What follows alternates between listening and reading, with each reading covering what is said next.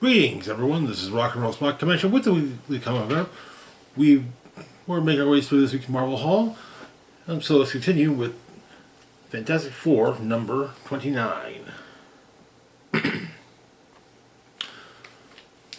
Where we left off, Doom had declared dominion over the Earth and had managed to get all world leaders on board. And so the superheroes took the fight to Doomstadt, and they failed.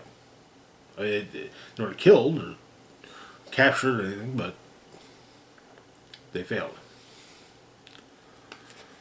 So the issue picks up about a week after Doom has proclaimed himself Emperor of the Earth.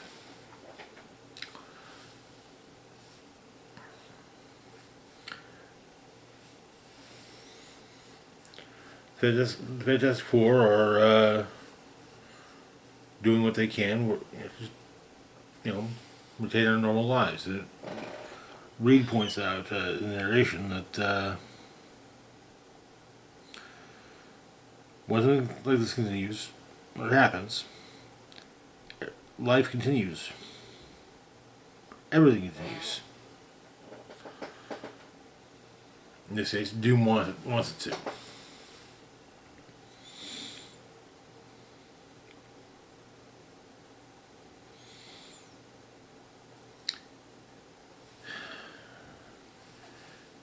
If you ignore what's changed and focus on what counts, your family, your friends, the people you love, they're still there.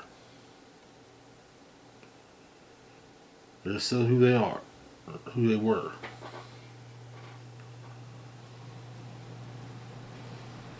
Everything else new, the flag, the slogans, are a little less new every time you see them. It all seems normal, which kind of point maybe it shouldn't be normal.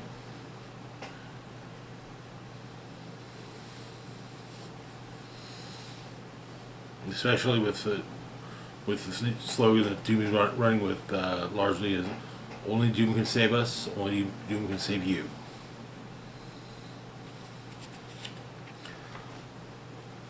But anyways, Sue and Ben are head to New York to meet She-Hulk for coffee, and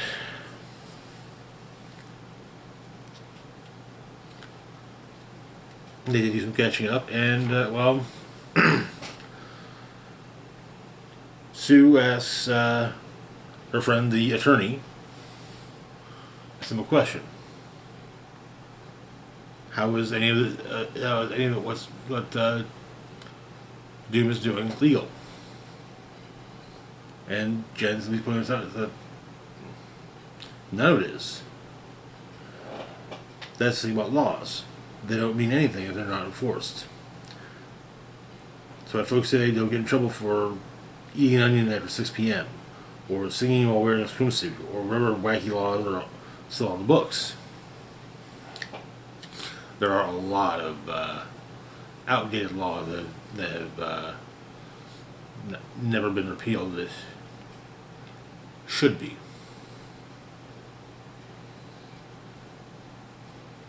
But somehow Doom's convinced every world leader to give him all the leeway he wants. But as we're leaving, the waitress at the coffee shop points out a vampire that's begging for money across the street.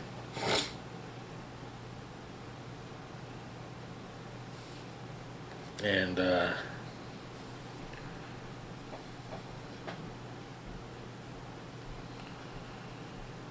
he always at the same place every day.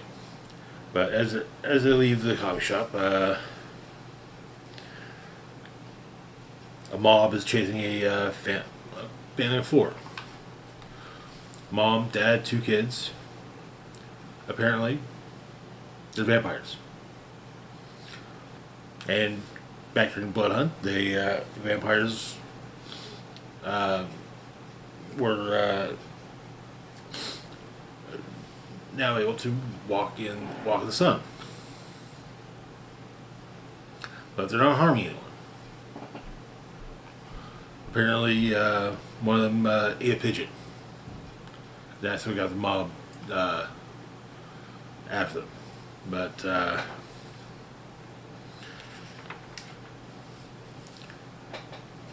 while Sue and Ben debate what to do, someone jumps in with and sakes the mom and dad, the father.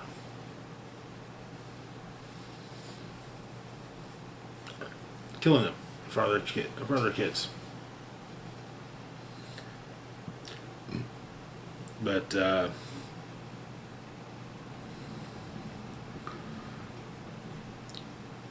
Sue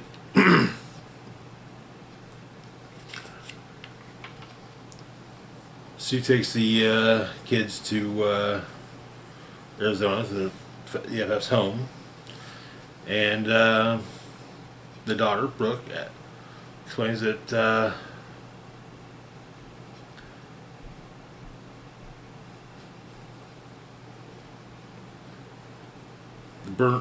hunger, it burns, and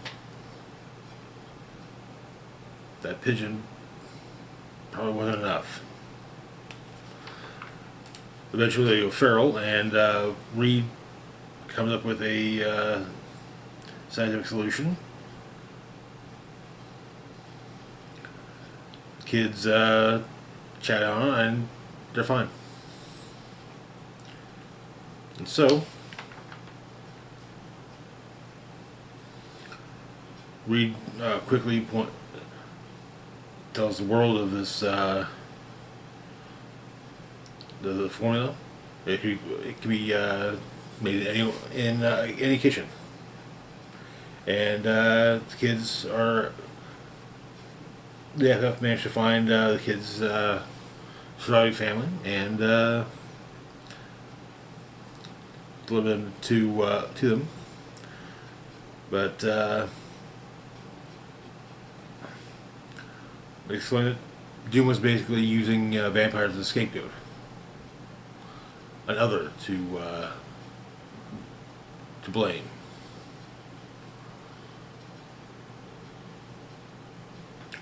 For whatever you want to blame it, whatever you want to blame on another. Man, it's really sounding familiar. Maybe something that's happened recently in the real world.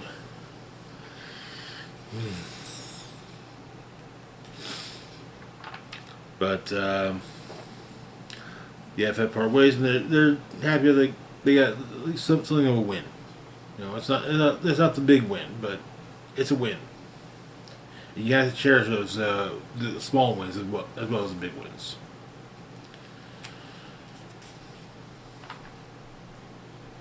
And the next day, the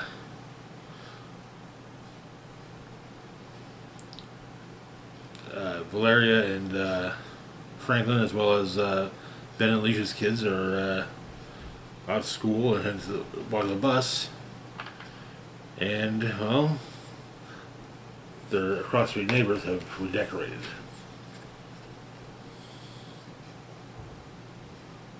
The flags are different, but really looks familiar.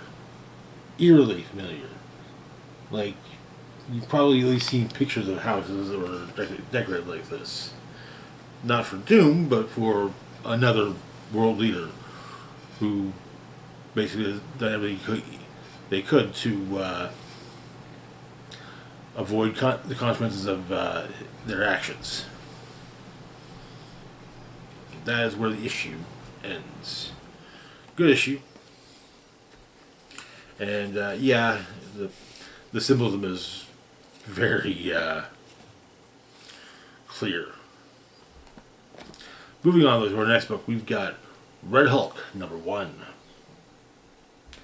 This is a miniseries focusing on Red Hulk amongst the One World Dream storyline, and ultimately cash in on Red Hulk being in the most recent Marvel Studios release. So we had a prelude in a recent issue of Hulk. It was a milestone issue, but yeah. So, anyways, the issue opens. Thunderbolt Ross is on a plane over the Yellow Sea. He hulks out and destroys the plane. And the plane goes down.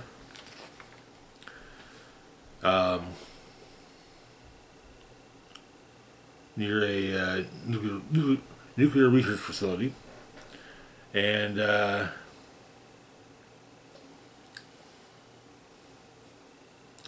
turns out that he did a simulation, courtesy of Doom.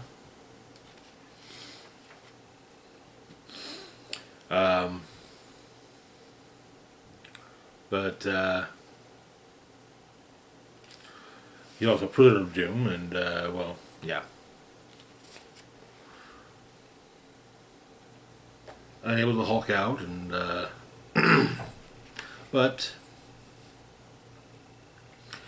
he notices something. Morse code. The message in Morse code reads, "My name is Deathlock, and I am a prisoner." And Luther Deathlock is there. Another message: "I'm General Simon Riker of the U.S. Army, and I'm a prisoner." Another: "I am Hugo Perez, head of the Hook Cartel, and I'm a prisoner." Yet another: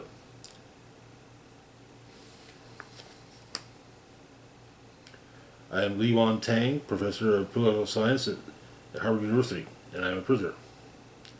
And the last one: "I am Machine Man, and I'm a prisoner."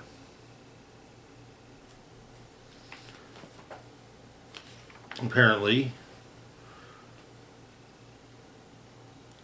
Doom has a military think tank.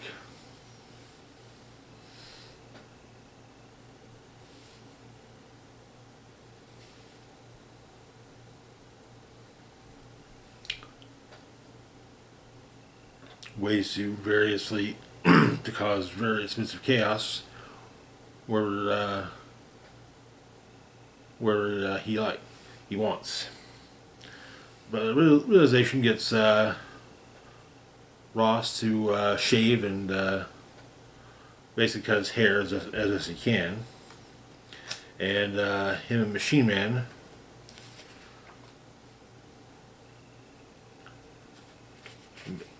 basically got a breakout. First, Machine Man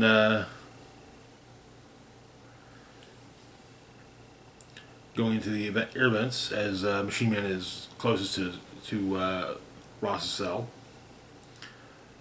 Then Machine Man helps Ross escape. They smash a Doombot, and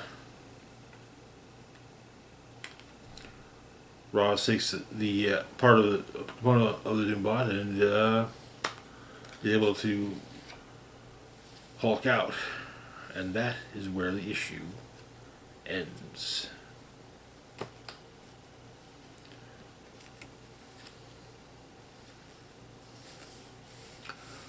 This is going to be an interesting miniseries.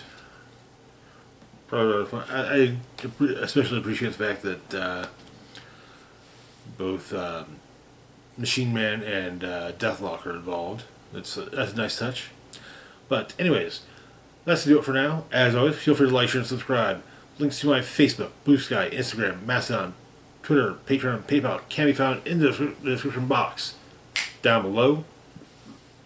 This is Rock and Roll Spock signing off saying, live long and rock hard.